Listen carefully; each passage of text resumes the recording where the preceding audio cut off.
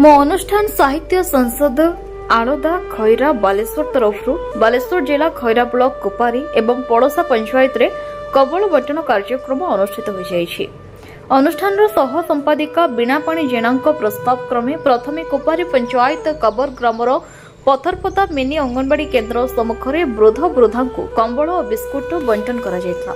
वयोज्येष्ठ व्यक्ति भगवान साहू मुख्य अतिथि भाव जोगदे कंबल बंटनर शुभारंभ करथिले। अनुष्ठान सभापति भौणी कुंजलता माहुंत मुख्य अतिथि श्री साहू को उत्तरीय और श्रीफल प्रदान करथिले। परे परे अनुष्ठान संपादक नरेंद्र प्रसाद बेहरा, सभापति श्री माहुंत सह संपादिका श्री जेना और सभ्य माने मिलमिशी उपस्थित वृद्ध वृद्धा कंबल बांटी तापर समस्ते मिलमिशी ग्रामर सर्जे सिंह घर को जाई कंबल और सुखिला खाद्य प्रदान करथिले। उक्त कार्य सभ्य शंभुनाथ सेठी सह संपादिका श्री जेना को पूर्ण सहयोग करथिले। कोपारी पंचायत पर पड़ोसा पंचायत तालमोहरी ग्राम हाटमहुरी ठारे थिबा शिव मंदिर सम्मुखें कैलाश दास प्रस्ताव क्रमे कंबल बंटन होता। एथिरे सभापति श्री माहुंत, संपादक श्री बेहेरा, सह संपादिका श्री जेना समेत जगन्नाथ महापात्र, अजय कृष्ण महापात्र, बसंत कुमार राउत, संयुक्ता पलई, जगन्नाथ जगबंधु बारिक, अजय नायक और दामोदर महांती प्रमुख सभ्य सामिल थे।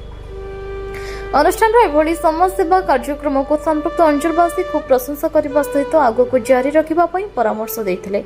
उभय स्थान में अनुष्ठान समाजसेवा कार्य विषय निजर आभिमुख्य प्रदान करते। अनुष्ठान सभापति और संपादक सभ्य जगन्नाथ महापात्र मुख्य अतिथि नाम घोषणा करथिबा बेले समस्त सदस्य ताली मारी समर्थन करथिले।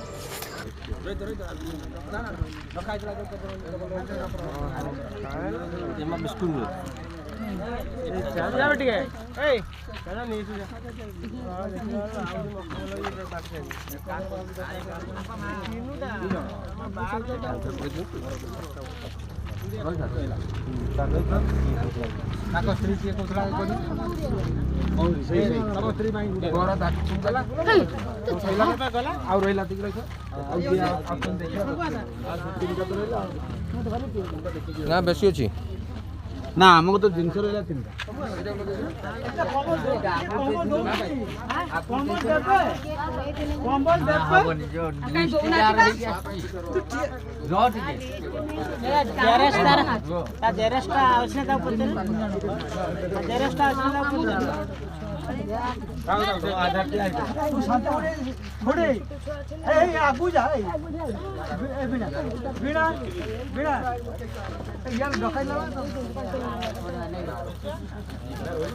एमती प्रोसेसटा ठीक है जन आस्था नहीं था अपन वीडियो करते तो आगु चल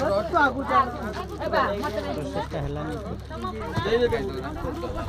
ए ना ए शांति यार लिस्ट यार लिस्ट हमर दे देखु एटा सरकार नुए सरकार नुए एटा सरकार रो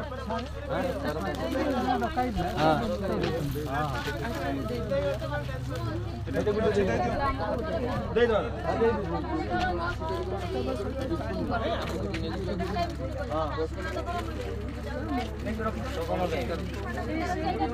कांदर को करू फोटोला उठ बेकार কথা হলো এটা করে পুরা কাंदर को करू फोटोला उठ दे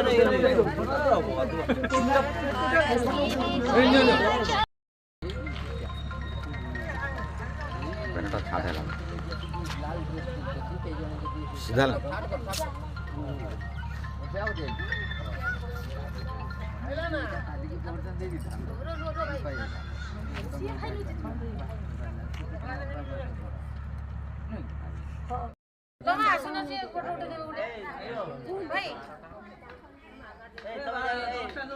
बालेश्वर देवाशीष दास का रिपोर्ट न्यूज उपांत खबर।